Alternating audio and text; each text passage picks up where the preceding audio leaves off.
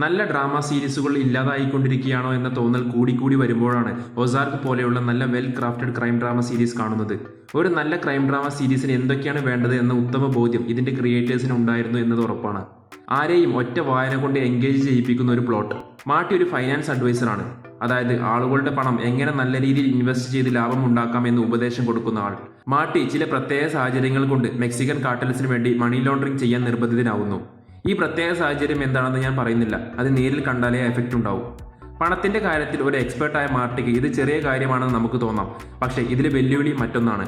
ഈ money laundering, അതായത് കള്ളപ്പണം വെളുപ്പിക്കൽ ചെയ്യേണ്ടത് മാർട്ടി ഇത്രയും കാലം ജീവിച്ച തന്റെ സ്വന്തം ടൗണിലല്ല, മറിച്ച് ഒരു പുതിയ സ്ലീപ്പി ടൗണായ ഒസാർക്കിലാണ്. ഇതിന്റെ കാരണം നേരത്തെ പറഞ്ഞ പ്രത്യേക സാഹചര്യം കൊണ്ടാണ്. അങ്ങനെ ഈ ദൗത്യം ചെയ്യാൻ മാർട്ടി തന്റെ ഫാമിലിയോടൊപ്പം ഒസാർക്ക് എന്ന ടൗണിലേക്ക് താമസം മാറുന്നതോടെയാണ് കഥ ചൂടുപിടിക്കുന്നത്. ഇവരുടെ ഈ മാറ്റത്തിൽ മാർട്ടിയുടെ ഭാര്യ വെൻഡി, മക്കൾ ഷാർലറ്റ്, ജോണ എന്നിവർക്ക് ഒട്ടും താല്പര്യമില്ല. എന്നാൽ അവരുടെ അഭിപ്രായത്തിന് ഇവിടെ പ്രസക്തിയില്ല. ഇത് ഇവരുടെ ഫാമിലിയിൽ ആദ്യം മുതൽ തന്നെ വിള്ളൽ തീർക്കുന്നു.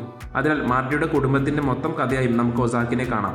മാർട്ടി ഒസാർക്കിൽ നേരിടുന്ന പ്രശ്നങ്ങളെ തന്റെ ബുദ്ധി ഉപയോഗിച്ച് മറികടന്ന് ദൗത്യം പൂർത്തിയാക്കാൻ ശ്രമിക്കുന്നതാണ് തുടർന്നുള്ള കഥ. ഒസാർക്ക് കാണുന്ന എല്ലാവർക്കും ഒരേ സമയം തോന്നുന്ന ഒരു കാര്യമാണ് ബ്രേക്കിംഗ് ബാഡുമായുള്ള സിമിലാരിറ്റി.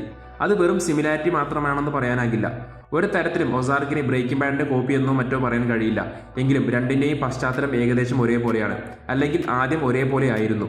ഫാമിലിക്ക് വേണ്ടി കുറ്റകൃത്യം ചെയ്യാൻ പുറപ്പെടുന്ന ഒരു ഫാമിലി മാൻ നേരിടുന്നത് വമ്പൻ സ്രാവുകളെ. എന്നാൽ കഥ കൂടുതൽ വികസിക്കുമ്പോൾ ഒസാർക്ക് സ്വന്തമായി ഒരു ഐഡന്റിറ്റി ഉണ്ടാക്കുകയും അത് നന്നായി നിലനിർത്തി കൊണ്ടുപോവുകയും ചെയ്യുന്നു. വാൾട്ടർ വൈറ്റും മാർട്ടിയും തമ്മിലും ചെറിയ സാമ്യതയുണ്ട്. രണ്ടുപേരും അവരവരുടെ ഫീൽഡിൽ മിടുക്കരും അസാമാന്യ ബുദ്ധിയുള്ളവരുമാണ്. ബ്രേക്കിംഗ് ബാഡുമായുള്ള ഈ കമ്പാരിസൺ അനാവശ്യമെന്ന് നിങ്ങൾക്ക് തോന്നാം, പക്ഷേ ഞാൻ അങ്ങനെ ചെയ്യുന്നത് ഈ സീരീസിന്റെ നിലവാരം കാണിക്കാനാണ്. അതായത് ഒസാർക്ക് ബ്രേക്കിംഗ് ബാഡിനോളം നിലവാരമുള്ള സീരീസാണ്, പല കാരണങ്ങൾ കൊണ്ടും.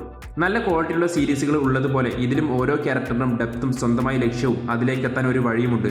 അത് മറ്റു പലരിലേക്കും എത്തുമ്പോൾ ഉണ്ടാകുന്ന കോൺഫ്ലിക്റ്റുകളാണ് കഥയെ നയിക്കുന്നത്. ഇതിൽ എടുത്തു പറയേണ്ട ഒരു ക്യാരക്ടറാണ് റൂത്ത്. മാർട്ടിയുടെ ഭാര്യ വെൻഡിയും മാർട്ടിയെ പോലെ തന്നെ ബുദ്ധിയും കഴിവുമുള്ള സ്ത്രീയാണ്.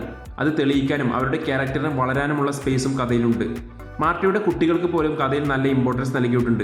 മൊത്തത്തിൽ ഒരു ഡ്രാമ സീരീസിന് വേണ്ട എല്ലാ ചേരുവയുമുണ്ട്. ഒസാർക്ക് സെറ്റ് ചെയ്യുന്ന ഒരു മൂഡുണ്ട്, സിനിമോട്ടോഗ്രഫി, സൗണ്ട് ട്രാക്ക് എന്നിവ കൊണ്ട്.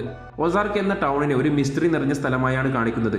മാർട്ടിയെ പോലെ നമുക്കും പരിചിതമല്ലാത്ത ഒരു സ്ഥലം. ആ ഒരു മൂഡിലേക്ക് സീരീസ് പെട്ടെന്ന് തന്നെ നമ്മെ എത്തിക്കും. ഓരോ ഫ്രെയിമും മനോഹരവും അതേപോലെ മിസ്റ്ററി നിറഞ്ഞതുമാണ്. അതിനാൽ തന്നെ ഓരോ നിമിഷവും ഒരു ട്വിസ്റ്റ് പ്രതീക്ഷയാണ് നമ്മൾ മുന്നോട്ട് പോകുന്നത്. ഒരിക്കലും നിരാശപ്പെടേണ്ടി വരികയുമില്ല. വയലൻസും ന്യൂഡിറ്റിയും കഥ ആവശ്യപ്പെടുന്ന അളവിലുണ്ട്, എങ്കിലും അത് ഒരിക്കലും ആസ്വാദനത്തെ ബാധിക്കുന്ന പോലെയല്ല എന്നത് ആശ്വാസകരമാണ്. എല്ലാവരും പൊതുവെ ചോദിക്കുന്ന ഒരു കാര്യമാണ് ലാഗ് ഉണ്ടോ എന്ന്. ഈ ലാഗ് എന്ന് പറയുന്നത് ഓരോരുത്തരുടെയും കാഴ്ചപ്പാടിനെയും ആസ്വാദനത്തെയും ഡിപ്പെൻഡ് ചെയ്യുന്ന ഒന്നാണ്. എങ്കിലും ഒരു കാര്യം ഉറപ്പ് നൽകാം, സീരീസിലെ ആദ്യ സീൻ മുതൽ ഫുൾ ഇൻവോൾവ്ഡ് ആയിട്ടാണ് കഥ പോകുന്നത്.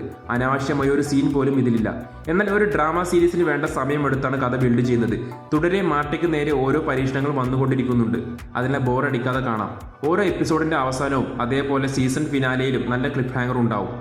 കഥയിൽ നിങ്ങൾ ഇൻവോൾവ് ആയാൽ ഒരു നല്ല ത്രില്ലർ ആസ്വദിക്കാം എന്ന കാര്യത്തിൽ സംശയമില്ല. Breaking Bad, Better Call Saul, Sopranos പോലെയുള്ള സീരീസുകൾ നിങ്ങൾക്ക് ഇഷ്ടമാണെങ്കിൽ ഒരു മടിയും കൂടാതെ കാണാം.